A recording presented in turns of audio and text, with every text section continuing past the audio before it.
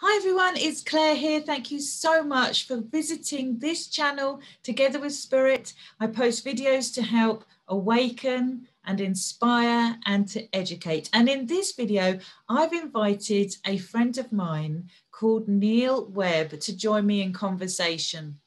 Neal is a fascinating character.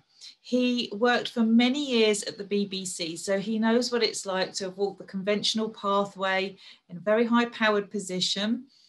We have that in common, being that I was from the media industry myself, but he found his way on a spiritual pathway, and he has zig and zag, let's put it that way. He's, done the Christian path, the Quaker path, and now he's also learning about shamanism and is walking the path of the shaman. And so our paths have interconnected. Myself as a medium, after 25 years of working with the spirit world, Neal and I connected and we realized we had a lot in common. And we also understand that for some of you out there, it's very difficult for you to find like-minded people that you can really chew over the deeper questions with, to deep dive with, to have a conversation and to learn and to grow from it. So we have the most uplifting, joyous conversations between us. And we came up with the idea of why don't we just, as we're connecting on Zoom, chatting as mates, record the sessions and just share it for the wider community so that you can listen to the conversation, take motivation, inspiration or upliftment from what we're saying, maybe learn something, take what resonates with you, leave what doesn't. But it was a chance just to get the word out there to help people understand that the afterlife is real and that you can be in touch with this amazing reality that's all around you. It's for everyday people. And that's what I love about Neal. He's so down to earth. He's so everyday. He's so unaffected.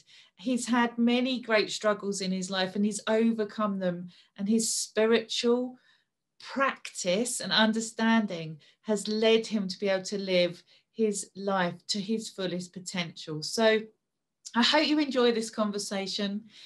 Please remember to click like and subscribe to this channel, and I shall be back with further videos. But for now, I'm going to hand over to myself and to Neal Webb. Enjoy.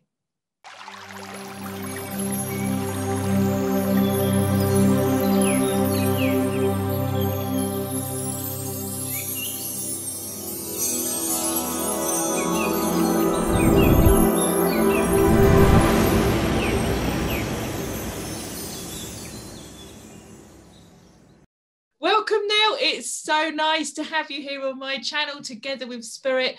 I've invited you here so that we can sit and chat and just share our stories and let people learn and grow and expand their minds.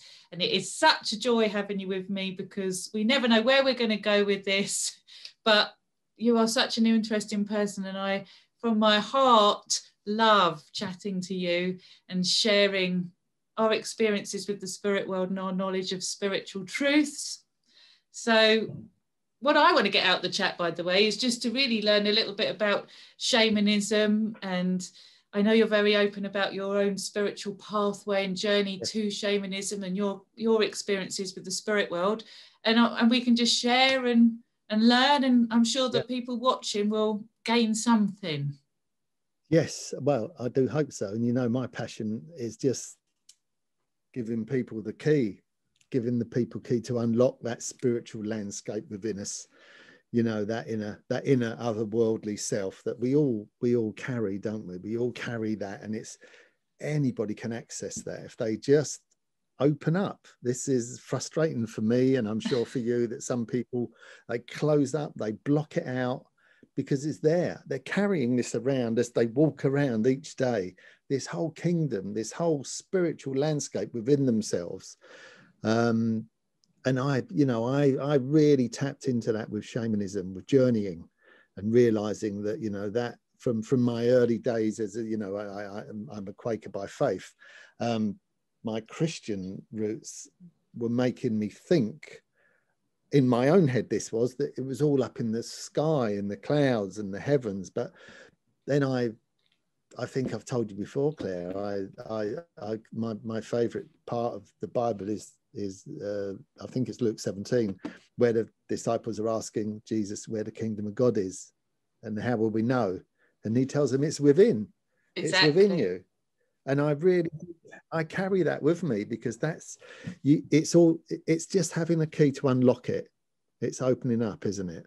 It is. It's you know, this is why I love talking to you, because you bring such a breadth of understanding, spiritually speaking. You're so open-minded. You're not just one discipline or one, you're not a one-trick pony. Your mind is open to all these different trains of thoughts and experiences that lead you within, and every single solid spiritual teaching across the ages was all about going within, understanding that, like you say, the key is within you.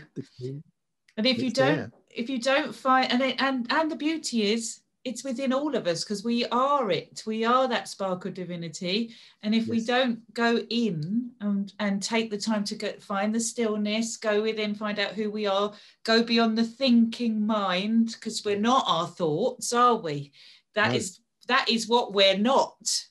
We're not the thoughts, we're the observer behind the thoughts, the eternal consciousness, the soul energy is what we are. The deeper self, isn't it? Deeper self. I love that. Self, like with the shamanic drumming, when you drum and you journey. I mean, a lot of shamans say that drumming is to keep the conscious busy. So that keeps your conscious mind busy, allowing you to go within. Yeah. And it's a great trick, isn't it? You can even do that with a rattle, or just doing that. Yeah. If you want to journey, distract your conscience and then go within, and you'll unlock it. You'll unlock that. Some people will go their whole lives carrying this wonderful spiritscape within themselves, this inner kingdom, and they won't once experience it. No. And they won't experience it until they transition. No. And then they'll think, I let that all go to waste. I could have. That's it, isn't it? It's this, heaven on earth. That's the Lord's Prayer, isn't it? It's not just about heaven up there. It's heaven on earth. Let's have it now. And that's what they were telling us. It's here. We've got it. Exactly. I love the Hermetic principle, as above, so below, which the Hermetica is the Egyptian philosophy, and it, to me, that is just it, isn't it? As within, so without. As above, so below. It's what is out there is a reflection of what's in here. And if you don't go within here, you can't see the vast expanse of what's out there. You miss it, because you're having 50% of the experience for your whole life. Exactly. Yeah, exactly. You're just looking, the worldly. Yeah, you're just laughing. Yeah, we get so excited we're talking over each other. It's because I know exactly what you're saying. But I was thinking the same thing. It's like being in my head. It's like being right up against a wall and only seeing that much of the brickwork. And then as you stand back, you start to see, there's a great big expanse here, but you wouldn't be able to see that. Yeah. I mean, I always think there's the worldly, which is us here now, and there's the otherworldly. Now, for me, the otherworldly is far more exciting sometimes than the worldly. Definitely. The fact that we can tap into that, I mean, that they talk about spiritual people, Christians talk about thin places, which I love. I love that expression, going to a thin place, a place where heaven and earth meet and interlock like that, a place where you can just put your arm through the veil and touch heaven, touch God, or touch your God, and it's, my Quaker roots tell me one mountain, many paths, and just home in on that like a missile. Get in, home in on that, and then unlock it, and boom, suddenly you're walking a different way. You're walking, you're seeing through fresh eyes. You're seeing a deeper self, and it's there, and it's there to take. And please, people, open that door, get the key. We are the key. We can tell you. Exactly. And that's my passion. And that's what I love listening to you speak, because you are passionate. You're like me, very passionate, because it's real. You've been in touch with it. You've seen the other dimensions. You've experienced spirit communication. You've experienced the beauty of spiritual dimensions interlocking with the physical, because actually we talk about it being two worlds, or two, physical world and spiritual world, but the two are interlinked. the merge, it's a melting pot. You know, yeah. we're walking with spirit. We can walk in that other world if we want for a while. You know, I can sit in my lounge and bang a drum or something and join my ancestors for a while, for a little walk if I want, you know, just to and connect with things. Go out into the forest, go out into the lands and connect with the spirit there, you know, connect with creation, connect with your God. It's there. Just open your eyes. And there's a lovely sayings, tread gently on the earth, you know, just do that and feel it and connect with it. And there's so much, Claire. It's so exciting, isn't it? It's just and it is. And you know what I think is really helpful, probably for a lot of people who are watching this, there'll be some people that have had more traditional orthodox upbringings that they've had to sort of let go because they're realizing it's too limiting for them. There'll be people that have never had that, who have not been able to reconcile you know, communication with spirit, mediumship, shamanism, spiritual practice. They haven't been able to reconcile that with religion, so they've not been involved. Or they may have been like myself. I've written in my books about me going through a phase where I actually really did consider myself to be atheist because I couldn't relate to the God of the Bible. So, you know, there'll be people coming from lots of different backgrounds watching this, but I love that you've walked through many paths, from you know, hitting rock bottom to finding faith to then exploring faith and it leading you to spirit, you know. Absolutely. I mean, that, as you know, I've told you before, my faith came about through addiction, from going to AA meetings, and that's where I discovered. Well, it was a wonderful experience, really, because you know I own that, and I've had a wonderful journey of recovery for decades now, and that's locked me into spirits. That's locked me into it. You know, I found when I went into that first meeting, I found my God there. You know, and call it what you want. You know, they'll say it's a higher power. Call it a higher power. Call it nature. Call it love. Call it God. I call it God. It is God, for me, a creative God. But my Quaker roots tell me one mountain, many paths. So there's one mountain and there's all these different paths up to the one higher power. There's one God for me. But, you know, make your own journey. Yeah. You know, I mean, I call it universal consciousness or source. Yeah, exactly. It's what resonates with you, isn't it? What resonates with you that gets you into that space. Yeah. Yeah. It's comfort. And it's about being comfort. And I think you're right. There's many people that, you know, that sort of philosophy where they are in their stage of awareness and growth in life is going to work for them.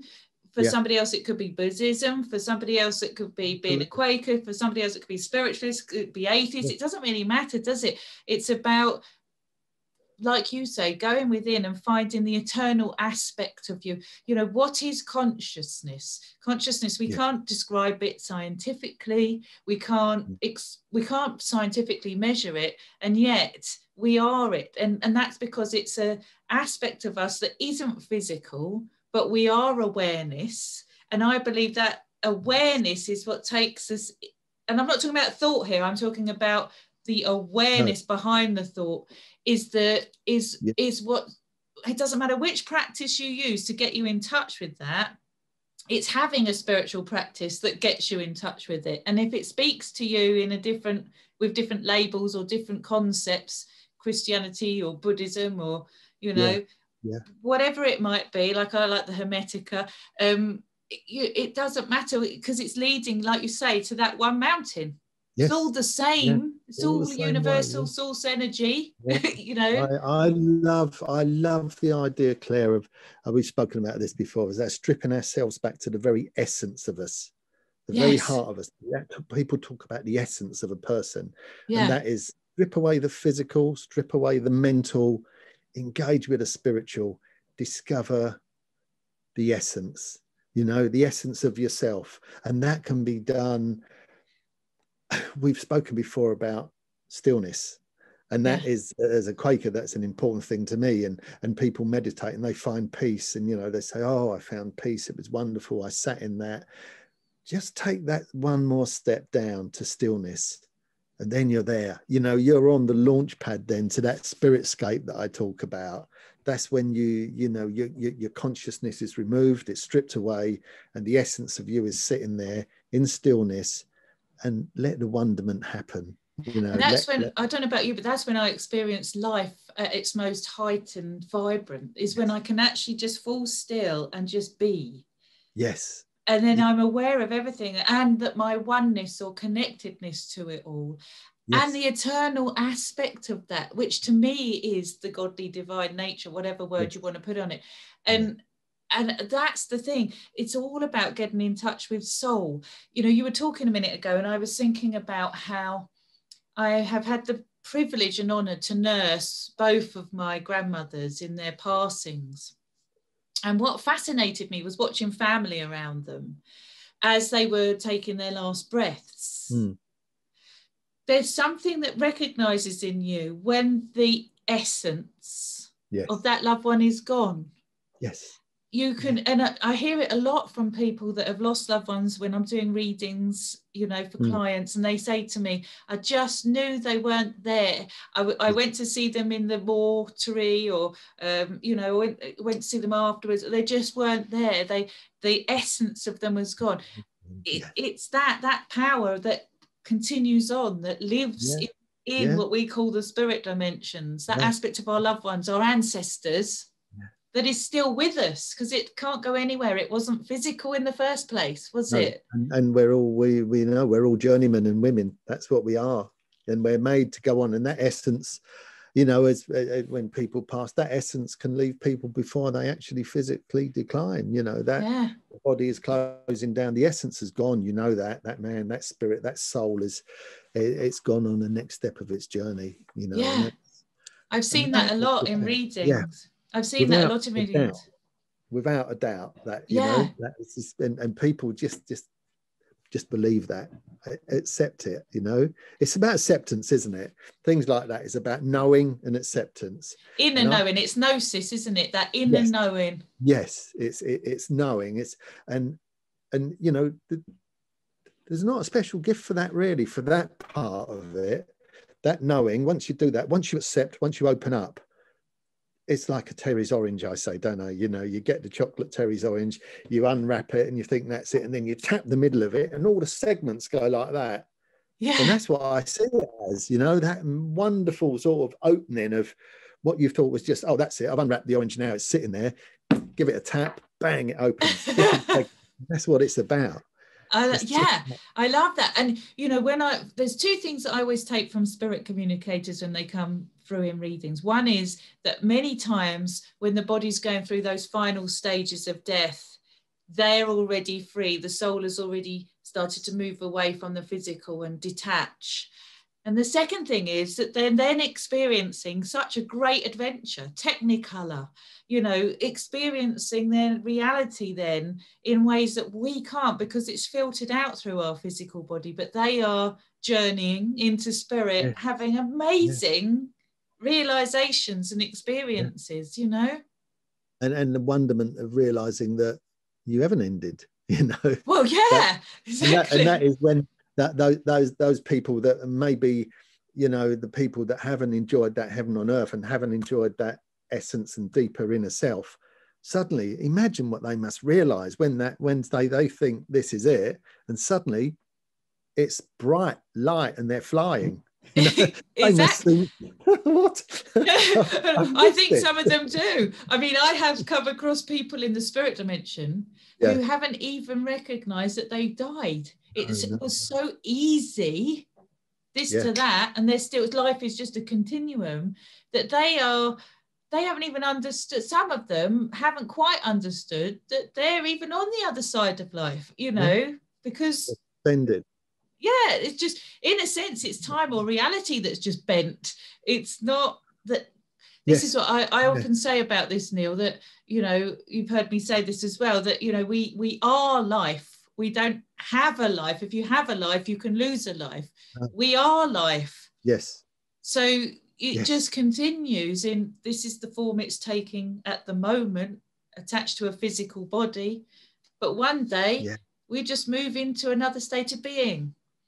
absolutely. I mean, I was talking to you earlier before we started recording about, you know, being on the South Downs here and going out at night and just looking up into the stars and the sky and just enjoying the sort of how awesome that is and how small I am, but knowing that I'm part of that, you know, looking at the sky and seeing all that. I mean, that's incredible. If you think it's all about you, you go out and do that and then come back and tell me it's all about me, Neal, because you've seen this thing. It just is, the proof's in the pudding there, isn't it?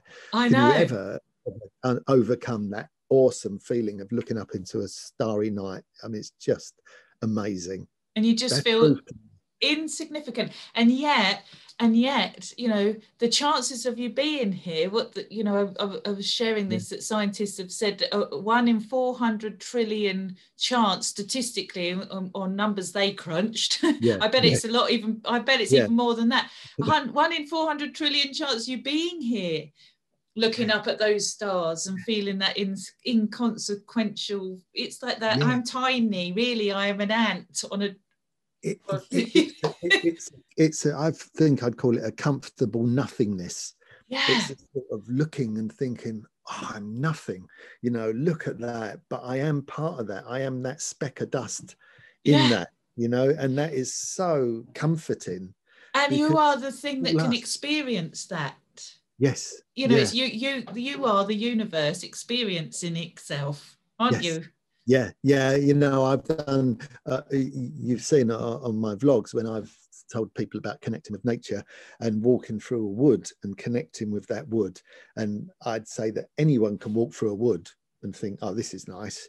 But not everyone is able, they are able, but they just don't want to walk through that wood and connect with it and feel that wood breathing and become part of that wood and just connect with that landscape at that moment. And know that you're a part of everything, you know, just listen and tune in and hear the birds and tread softly. And it's just so wonderful. And we can all do it. We can all do that. And I think many of us feel like we walk this world alone, don't you? You hear it, come in on your own, you go out on your own. Most people, so many people can't find love. They don't feel, you know, put it this way, I think our society programs people that they got to find the one, you know, but actually, I think it's more about finding oneness. Once you realize you're connected to everything, you're never alone. And that is love. That is love. Yeah, exactly. The essence of love. That's it. I mean, you know, it's God or creator, whatever you want. You are loved and you are part of that. And nothing can tell you that you're not.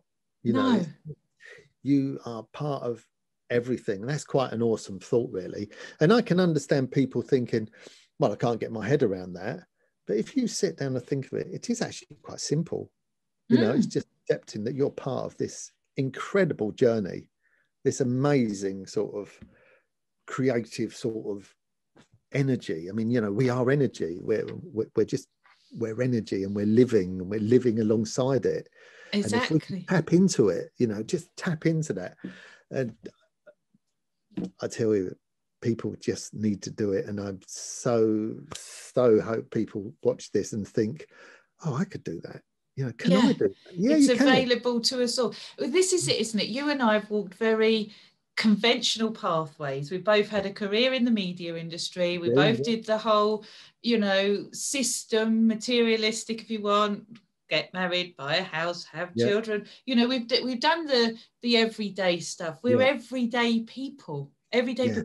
And you know, and you've I mean, you even are so inspiring, I think, because you've even battled your own inner demons because of that kind of losing yourself in that material world, and you know, and all the temptations that come with it.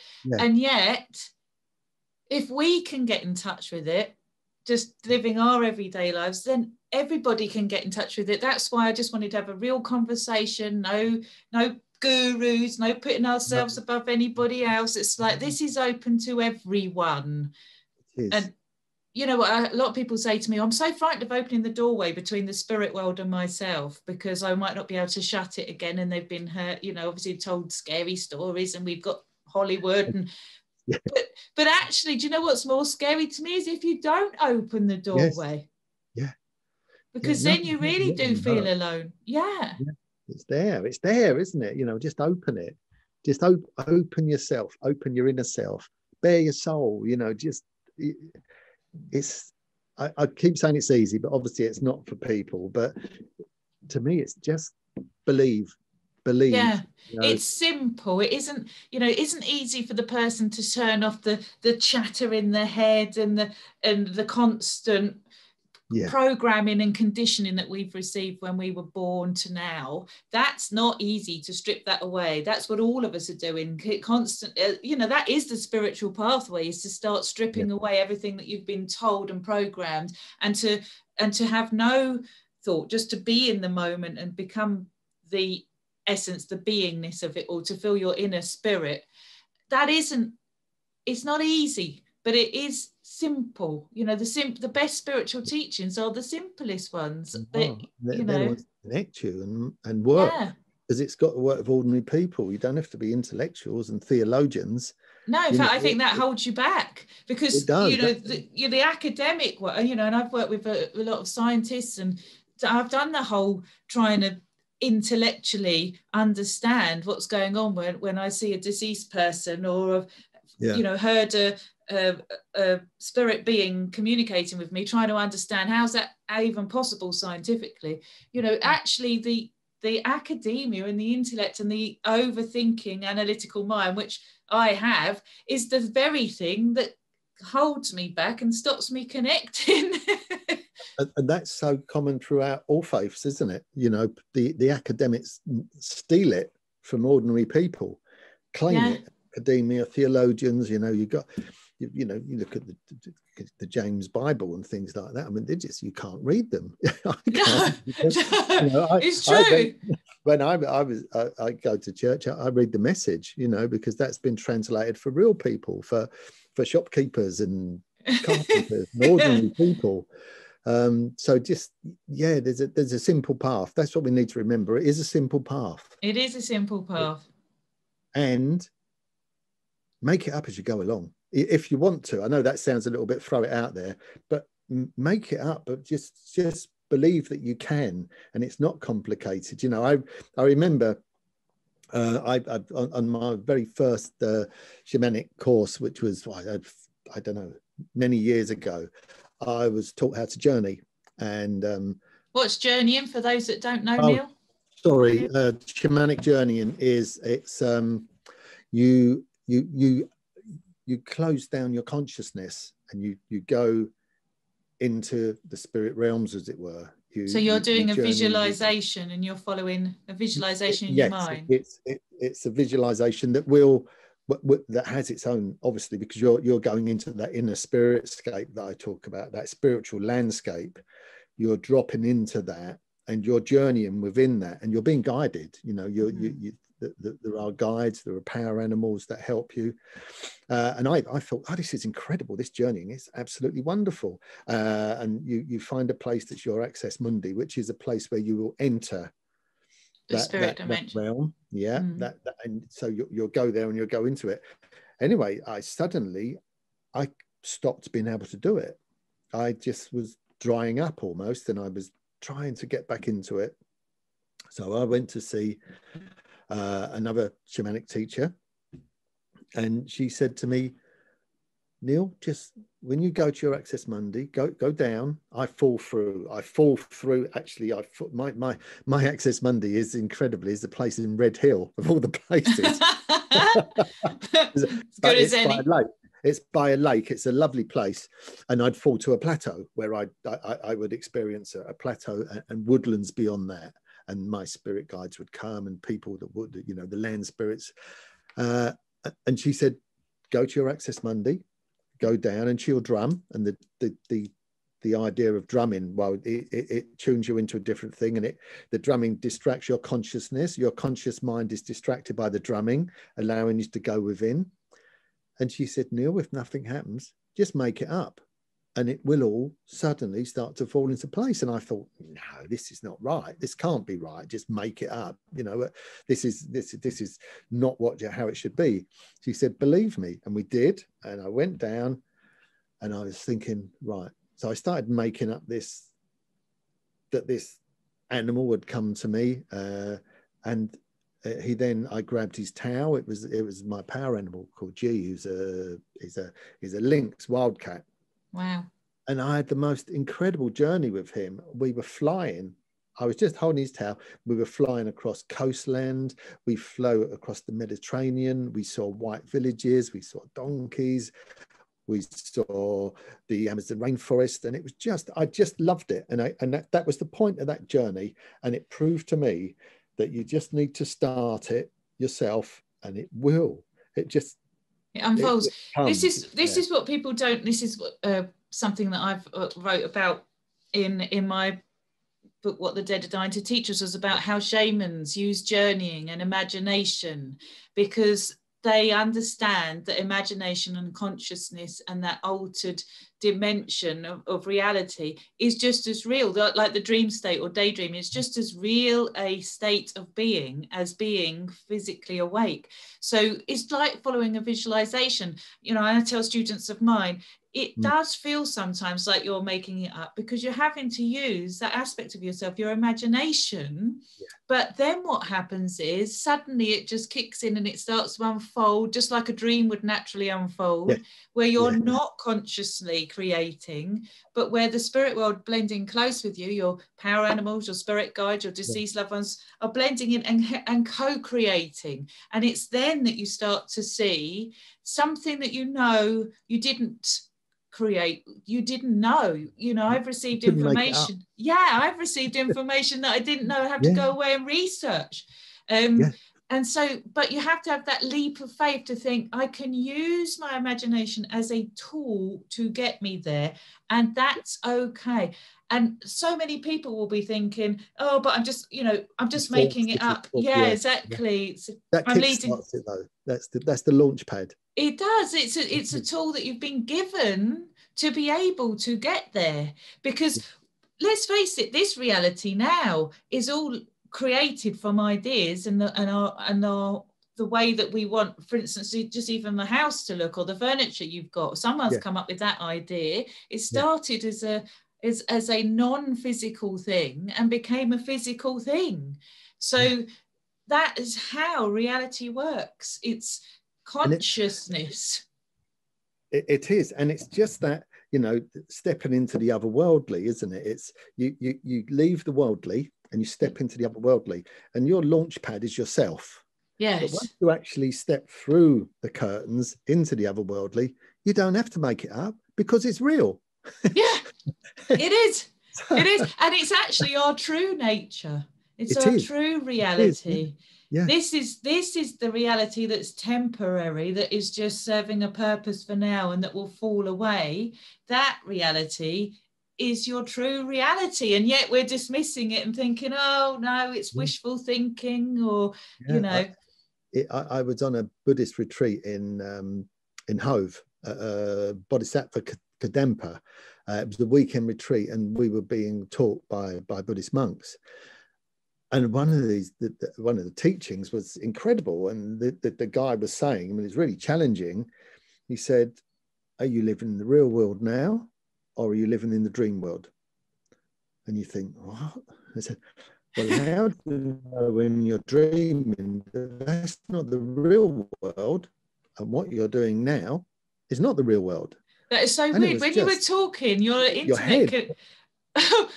Sorry, Neil, I'm talking over you, but your internet connection just literally went on me, and it was like, oh no, just like when you were talking about. So I'm just going to get you to repeat it. The Buddhist monk was saying to you, how do you know that this is the real world? Yes, he said, how do we know that this is the real world? And when you're dreaming, that's not the real world. How do you know that when you're sitting talking to me now, that this is the real state? And that when you go to bed tonight and you dream about something, that's not the real state. And it's an exercise to make you think. Yeah. It's like showing you there are almost different worlds. Different layers of reality. Yeah. Yeah, we cross over into each reality. Yeah. Dreaming is a reality. Yes. You know, it is. It's real, isn't it? I mean, how many times do you wake up from a dream and you think, oh, that was so real? Because it was real. It was real while it was happening. It was real because you're there, aren't you? You're Exactly. there At that in time, you're in the moment there. That's where you are. Yeah. And that is connection with spirit, Claire. Yeah, it is. That's is, it in a nutshell. And it's that's what it is. That's why it's simple. And actually, you saying that to me, I'm listening to you talk about Buddhist monks and your Quaker faith and the fact that you've followed Christian philosophy before that. You know, I'm always, how did you get into shamanism from being at an AA meeting to Christianity, Quakers, to practicing shaman? You know, amazing. I think spiritual journeys are a great thing, aren't they? They're full of wonderment. If you just let go of the steering wheel and put your foot on the accelerator, and you're just going with it. I mean, it's a wonderful thing. You're cross through different realms, through different countries, through different mind states. I just knew there was something. From my early Christian days, I was a street pastor for 5 years, and I was a street angel in Guildford for 2 years, out on the streets, putting my faith into practice, actually, because I do believe that faith or spirit, we all know it's service, isn't it? That's what we're doing. It's about service. And sometimes I was being told there's only one way. And I thought, that can't be right, because what I'm experiencing is that there isn't only one way. There's got to be many ways, and I always have had a relationship with my God, always, from the very beginning to now. I'm never alone. And so I started to look around and think, oh, there's so many different things. And so I looked at Quakerism and I thought, now that sounds really good, because as a Quaker, you can pick every fruit from every tree and put it in the same basket, so you're enjoying this spiritual feast and you're dipping your toes in all sorts of different faiths and belief systems. And it actually was a friend of mine who's a Quaker friend, called Stan, and we were talking about shamanism. I'd been reading about it, and he said, Neal, just do it. You're encouraged as a Quaker to do things, to experiment, to go, and so that's how I did it. I just went because I was encouraged to do it. And I just knew there was so much more. I've always known, and I still know, Claire, I know nothing, but I know there is so much more. I mean, we all know nothing, don't we? There is so much more. You just can't stop learning and experiencing things. So yeah, I just then went on this shamanic course, and I learned how to journey. And that really did open the key. That was the key to the kingdom for me, because I thought, I'm really experiencing this now. Yes. This is real. I'm here. I'm drumming. I'm drumming and I'm entering the other world. Yeah, and I think you've just hit the nail on the head. A lot of religions don't teach you how to get there. They teach you it's there, and they'll say something like, let us pray, but they don't actually lead you or teach you how to get there. They show you how to follow. Yes. And that's not what we've got to do. Of course we follow, there's great teachers and we need to follow them, but we need to experience for ourselves. Yes. Those realms, and if you're a Christian, experience God for yourself.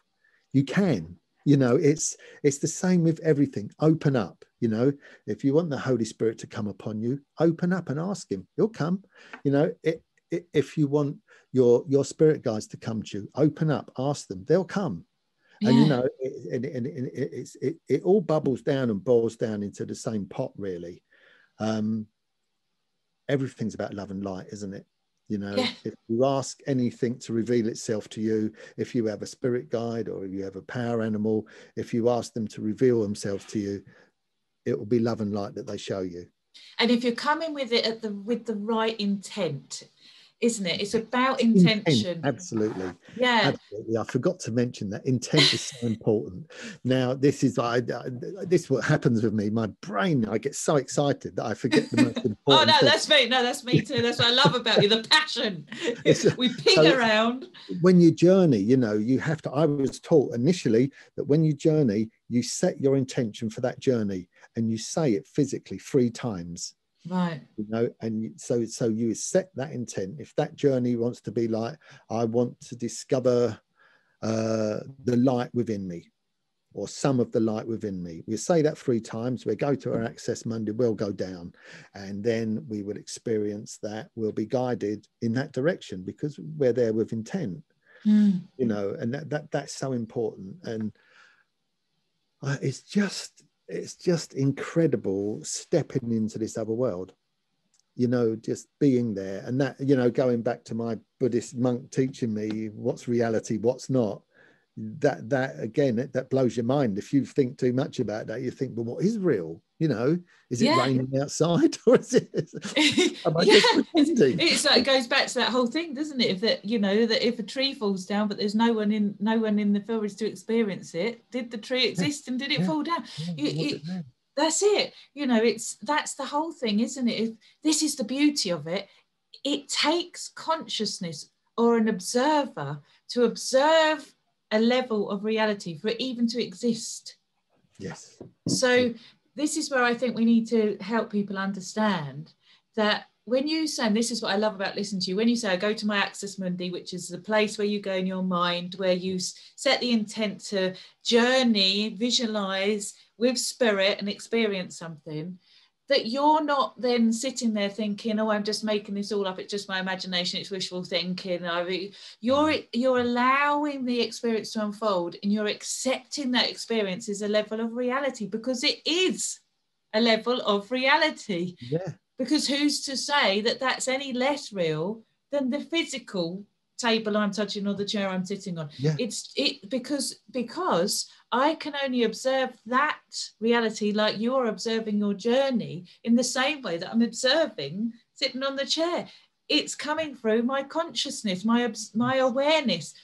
And so that's where I think people, when they can understand that and just allow the experience to unfold, then they'll discover that they've had something, some insight, some understanding has plopped in that they didn't know, some spiritual being has made their presence known, or they've felt an unconditional love come around them, or a state of bliss. Then you start to have an experience that is, if you want term, spiritual, and then you start to realize this is real, because you're accessing a part of something you wouldn't access any other way. Yes. Yeah. And I will tell you about an experience I had on Boxing Day. There's a place I go. I'm very much one for creeping around in the woods in the dark. I haven't been arrested yet. But you mean to commune with nature, Neal? Yeah. I mean, I, as you know, I love to connect with the land spirits. I love that, and connect with my creator. I go to a place on the North Downs, and it's beautiful, and it looks out over Surrey, and it looks out towards the coast, and it is an absolutely glorious spiritual place for me. It's a thin place for me, and Storm Bella was coming in. So my friend and I said, let's go up there and let's be there with this storm. So we went up the hill, and we got up there, and we stood on the side of the hill, and we saw this black mass coming at us.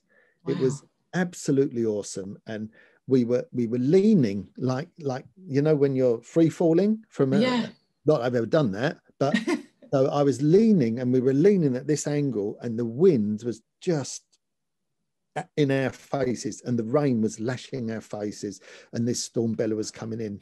And we connected with that energy. And you know what? That energized us for days. Even my friend said, you know, who's not always home to those things, but said, I was energized for days, Neal. And that's connecting with nature. Yeah, I mean, actually, when you think about it, the truth, the power, the energy behind that is the stuff of which you are sensing, feeling, and experience. I mean, yeah, it's so true. This is where you were saying right at the start here, that some people will never experience a greater reality because they're so distracted from it. They wouldn't even understand that same energy that was blowing through that wind like that and energizing you could hold your hand and feel the energy in your hand, the life force energy coming through you, the chi, the kundalini, whatever you want to call it, in the palm. You get that tingly sensation, that energy. That is who you are, you know, as much as the physical. as much as the physical.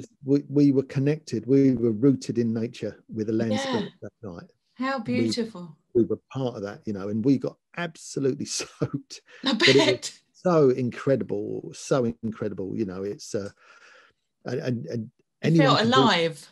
absolutely, and anybody can do that. Anybody can walk. If you walk through a wood, if you're brave, you don't have to be scared of darkness. You know, darkness is our friend. You know, it wraps around us like a comfort blanket. For me, I never feel safer than when I'm out in woodland at night or walking around. You know, you're safer doing that than walking down the high street. And you are protected when I look at myself as almost one of the guardians of this place, and I feel protected and connected to that land, and that's a wonderful feeling. That is looking at the world through new eyes, really. Yeah. And it's interesting that you say that about the darkness, because I find in mediumship there is a history of mediums sitting in the darkness to develop. And it's because your senses become heightened, because it takes you within yourself. The pineal gland gets stimulated, different chemicals get released. And actually, you know, it can sound really spooky, like mediums sitting in the dark communicating to spirits and things. But it actually, when you do it and you realize it's because you become heightened in awareness, not more vulnerable, and that you can actually experience or feel the energy around you in a different way, because you haven't, I mean, I can do it with the lights on, I can do it with the lights off, but it just feels closer. I feel more connected to the spirit dimensions of life in the dark. And that's what I'm hearing from you, is the same thing. You know, in fact, you can't know the light without the darkness, can you? Absolutely. The two are together. No, it's I mean, it's like I'm realizing now it's getting dark around me, and I'm sitting here probably looking like a ghost. No, you still look. I feel like I'm getting lighter and lighter. Again, it's the light and the dark, Claire. That's what the yin and the yang, I mean, Neil. You know, the darkness can be it's an energy in itself. Yeah, it charges you. You know, as you said, it heightens you. Your awareness, you're alert, you're alive. You know, you feel connected. You're rooted to the ground. Your feet are touching. You know, that kingdom, that kingdom below you. You know, the mushroom kingdom, or the root kingdom. That wonderful thing below you, and you become connected and part of that. Well, when you think about it, you know, like a tree can't grow without its roots in the darkness first. Or if you think about in the earth, all the amazing crystals and the beauty that's in the earth that's coming out of the darkness. Yeah. You know, and we come out of nothingness into somethingness. We do. So, you know, I think that's it. I think it's understanding the duality of it, isn't it? And I think a lot of people fear what they don't understand, so they don't explore it, because they have been told by someone else who probably hasn't even been hands-on with it, but has heard through someone else that it's bad to do it. You know, or that it's evil, or that you are being misled, or that you are vulnerable, or that you don't want to, you know, face reality. You can't face the harsh reality of life. I think those people actually are the ones coming from the aspect of fear. You know, they're the ones coming from... That they are, and they're the ones that are not plugged into it. And, you know, we're plugged into it, and everyone can plug into that and experience this whole new realm, you know. Walk alongside it, walk amongst it. You know, I'm quite excited, because I know that soon on my medicine wheel course, we're going to start working with the ancestors, and that's where I really do. I love it. I love that sort of work. You know, I think I told you, Claire, that for me, every Christmas Eve, I have this vision, this journey, and it's a field, a massive field with a big burning fire in the middle, and there's rows and rows and rows and rows of ancestors just around this fire, going back, the lineage, you know, just going back hundreds of years. And for me, that is just such a wonderful thing. You know, you never walk alone. You walk with your ancestors all the time. They're part of your life energy. They are. And, you know, so many times I'll do a reading for somebody and I'll get like maybe 2 ancestors back, or even before. And people will say to me, well, I never met them. I didn't know that person. And I have to say, but that doesn't matter. You know, they know you. They know that you're part of their heritage, that they're you're their legacy, and they're interested in you and bringing their love around you, because they understand that the path you're journeying through here in the physical world has been influenced by them, their actions, the things, the decisions they made. You are now having to come in and clear some of that pathway, or continue it on. So the ancestors, your ancestral heritage is so important, and your loved ones don't die. They are around you, trying to help you, let you know they're well, wanting you to do well. It must be something. I'm just sitting here, Neal, thinking, you think how many millennia, literally millennia, how many times have spirit people shown themselves, brought signs, tried to let people know here in the physical world, I'm here, I'm okay, I want you to live without fear of death. And we're still having to say, you know, this same teaching. People don't see the signs, or they won't accept them, or they'll close down, you know, oh, it can't be true. I mean, it's a miracle that we're walking around, isn't it? I mean, you know, I always think we should be plugged in somewhere, surely, to energize us, but we're not. We go to sleep, we re-energize, don't we? You know, our heart beats, it drives us. We're this incredible creation, this amazing thing. Now, where that came from, you can think of that yourself. I believe we were created, but we're miracles. You know, absolute miracles. And that, you know, that ancestral line, while you were talking, I'm thinking, we're walking at the back of that line. You know, all our ancestors are before us, where we, some people might think, oh, they've all gone, they're all behind. We're behind, they've gone, they're forging the path, they're pioneering that. You know, we're at the very back of the queue, that descending line of ancestors. And that is an absolute energy of love. You're walking with an energy of love. And that's powerful, you know, and I'll plug into that, people, please, because that's there for you. That's there for you. And that, and your ancestors want you to experience that and be part of that body. Yeah. Do you believe in reincarnation, Neal? We know what, it's very interesting, isn't it? I mean, the Hindus are very much about reincarnation, aren't they? Yeah. I think it's very interesting. And Claire, I'll be honest, I don't disbelieve in anything. No. I think that's the secret for people. Don't disbelieve anything, you know, take everything on board. It's Quakers, we do that, you know, we'll take everything. Reincarnation, there's a lot of Hindus in the world. Are they all wrong? You know, I just don't know. No. They're probably not. I mean, I think I remember a snippet of a past life, and I've also had definite encounters with people that I feel that we're soul bonded, you know, that there is history there that goes beyond just one lifetime. Yes. So for me, but whether, you know, you know, my mind wants to just explode with it all, because I know time doesn't behave like we think it does anyway. So whether they past life, future lives, now parallel lives, I don't know, but I definitely think that we have walked our paths with our loved ones many times. Yeah, I mean, isn't, you know, deja vu is such a powerful thing, and I don't think there's one person who will be watching this who hasn't experienced deja vu. No. And believe that, because that's happened. And know. Premonitions. Absolutely. And they're, you know, and they've been scientifically explored, because we know people have premonitions. So it's an everyday occurrence so what's happening there, we're kind of, you know, time slipping or going ahead of time, or consciousness is going beyond time. And so you're experiencing reality from a standpoint of no time, in a sense, aren't you? Because you're going before time to look back at it. I mean, it's just a head spinner, isn't it? You know. Yeah, no, absolutely. And time is, I mean, they say, you know, God's timeline is endless. It's just it's nothing. You know, our whole lifetime could be a second in the heavenly realms. It could be one second.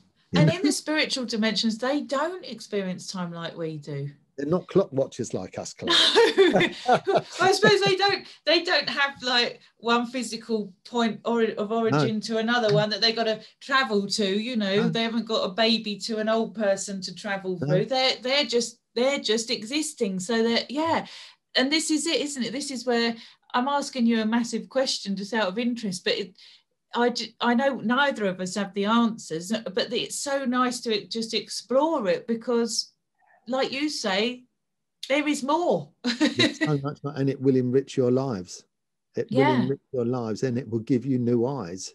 You know, once you open up to acceptance and belief, that's the beginning of your journey, the very beginning of your journey. You know, exactly. But don't you find, I have found that having a spiritual understanding there's an afterlife, understanding that we can't die, understanding that we haven't understood it all, that I don't even know the half of it, helps me to live my life to my fullest potential. Yeah, it really does, doesn't it? Because it's a knowing, isn't it? It's a raising of fear. Yes, it's raising that fear, and so it's actually letting you live in freedom.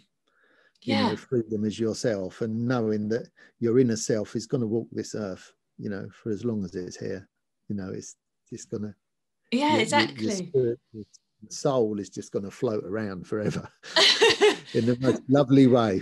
Yeah, exactly. And actually, if you look at near-death experiences, you know, as they say, I was listening to a doctor speaking, and he was saying that, you know, near-death experiences often say, why did you bring me back? You know, because they're experiencing such awesome, literally awesome, you know, love, and just the fact that they're realizing they're so much more than what they thought they were. They don't want to come back into this physical body and be cut off from all of that again, you know?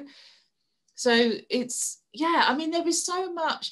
This is why, you know, I know that we haven't even touched on what shamanism really is all about. I know it's obviously the process of journeying so that you're exploring the spiritual dimensions and then using that for healing or for your own philosophy to be in touch with spirit, but also to, you know, help others heal. Shamanism is obviously vast when you think about how old it is. I think it's probably the oldest religion on the planet, to be honest. It is, you know, it's been said, if anyone looks back down their ancestral line, at one time they'd have been sitting around a fire banging drums. Everybody, you know, that's where it began. I mean, it very much began, you know, the early shamans. There's a wonderful thing that the early shamans said that at one time, man and animal sat around a fire together, the 4 legs, the 8 legs, the 2 legs.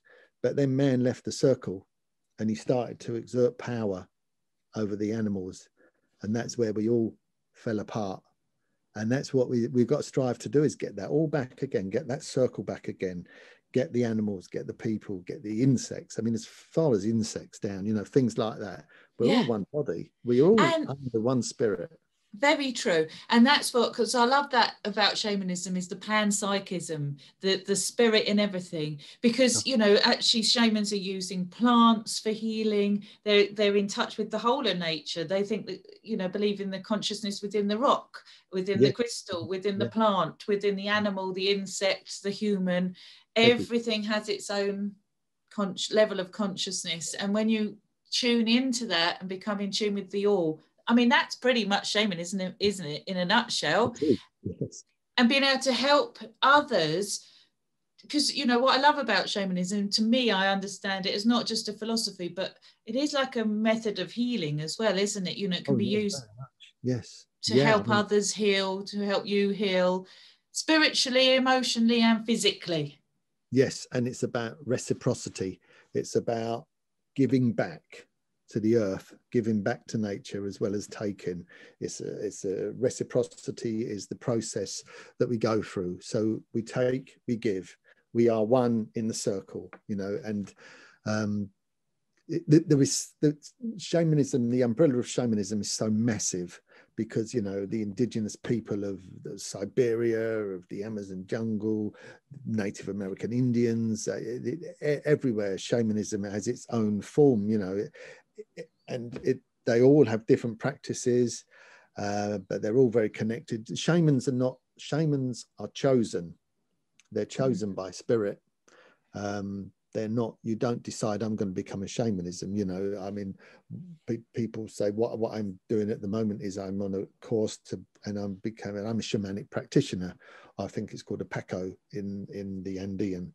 But in the indigenous people that actually have shaman as their path of life and spiritual belief system, they are chosen by spirit, and they don't always want to be a shaman. You know, it's not something of, oh, I've been chosen. It's because their life is then about service.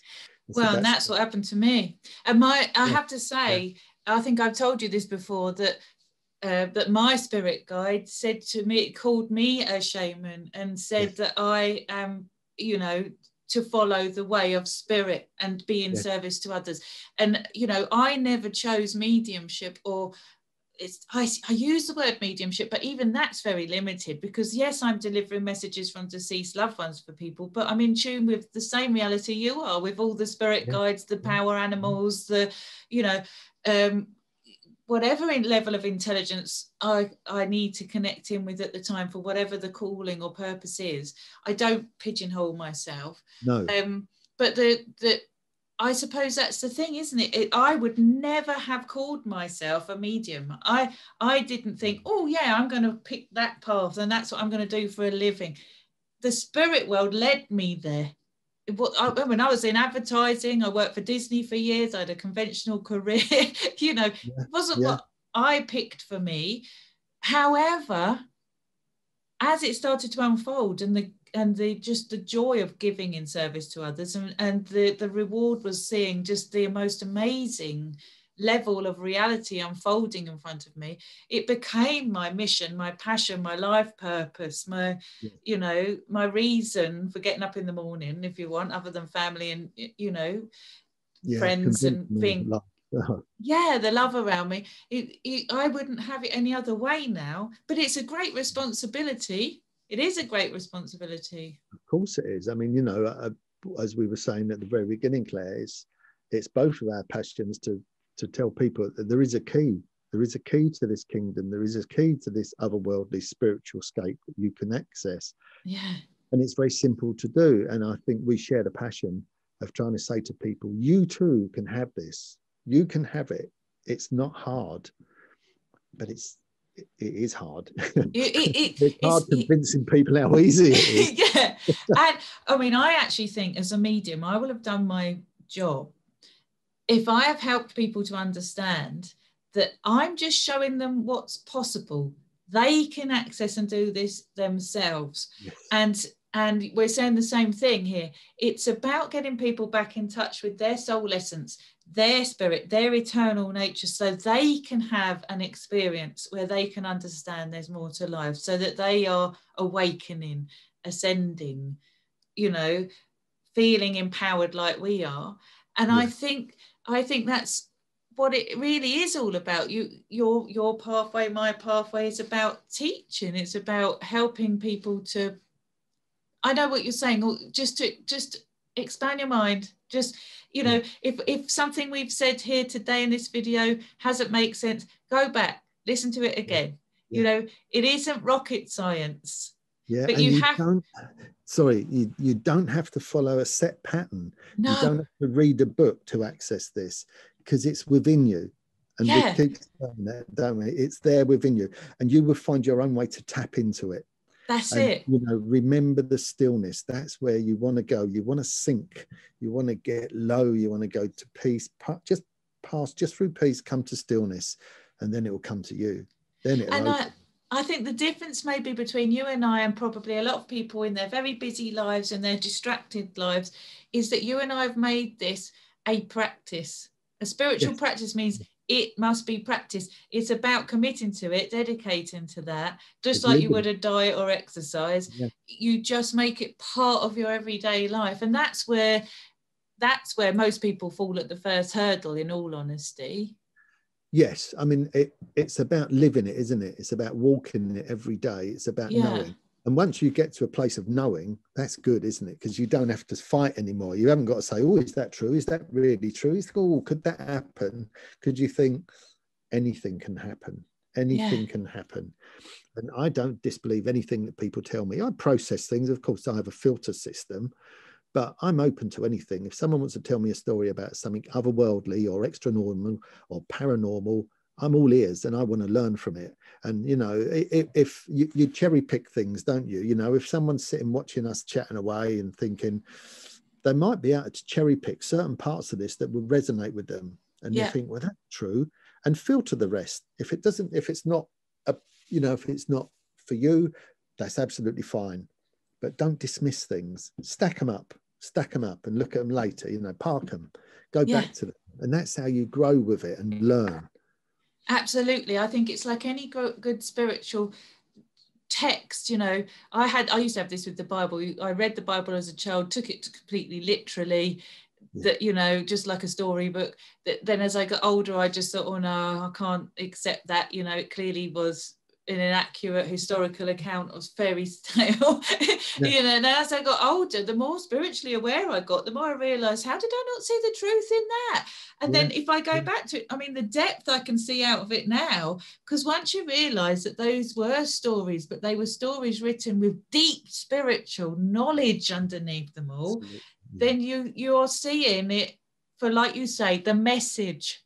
It's the message.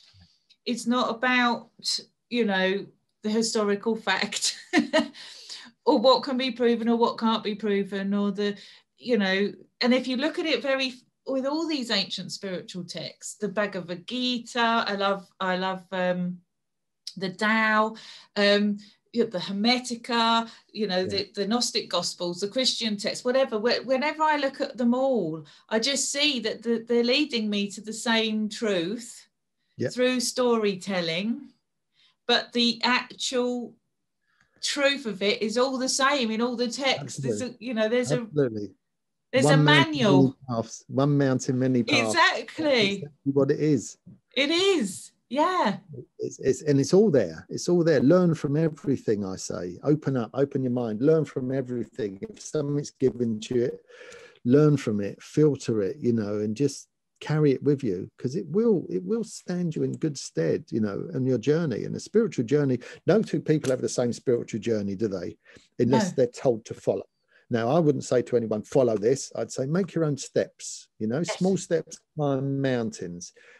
You don't have to follow. You can follow for a while if you want, but then jump off the following bit and do your own steps and think, turn it around a bit, think about it, saying, I can take that. I can use that. I'll carry on with that.